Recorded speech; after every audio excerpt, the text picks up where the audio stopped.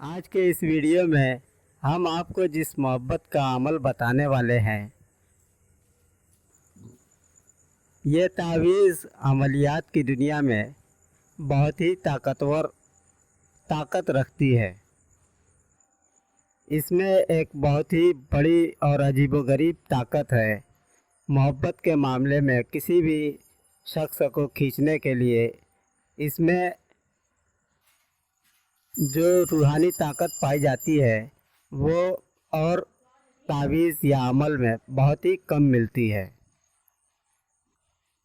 अगर आप किसी से मोहब्बत करते हैं और आपका महबूब आपसे मोहब्बत नहीं करता और आप चाहते हैं कि वो सिर्फ़ और सिर्फ आप ही से मोहब्बत करे और आपके अलावा किसी और से मोहब्बत न करे और हमेशा आपके पास ही रहे,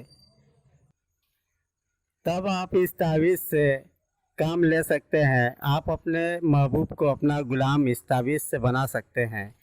उसका तरीका हम आपको बताने जा रहे हैं। उससे पहले अगर आप हमारा वीडियो पहली बार देख रहे हो तो चैनल को ज़रूर सब्सक्राइब कर लें, ताकि हमारे चैनल के और वीडियोज़ आपको देखने में आसानी हो। अब हम इस तावीज़ के लिखने के तरीके आपको बताते हैं कि अगर आपको लिखना है ये तावीज़ तो किस तरीके से लिखेंगे।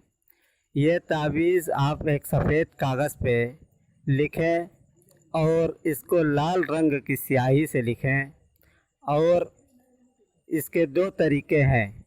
अगर एक तरीका अगर आपको खिलाने पिलाने वाला आप कर लें तो ये बहुत ही ज़्यादा ताकतवर है।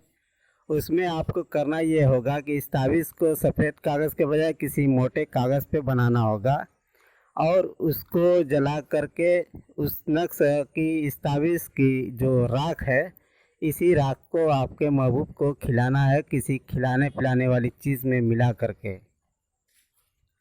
और अगर आप इस तावीज़ को महबूब को खिला पिला नहीं सकते तो फिर आप सफ़ेद कागज़ पे लिखें और लाल स्याही से लिखें और फिर उसके बाद इस तावीज़ को आप किसी वज़न के नीचे दबा दें।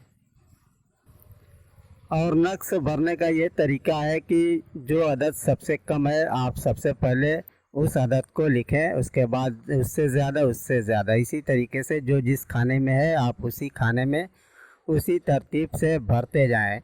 और जब आपका तावीज़ मुकम्मल हो जाए तो फिर आप इस तावीज़ के नीचे अपना मकसद लिख दें और नाम के साथ लिखें उसका जो आपका महबूब है।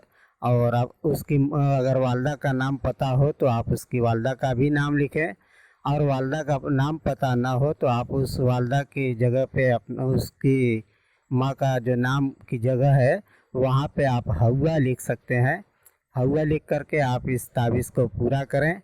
जो भी मकसद हो आप नाम के साथ लिखें और तावीज़ को मुकम्मल करें।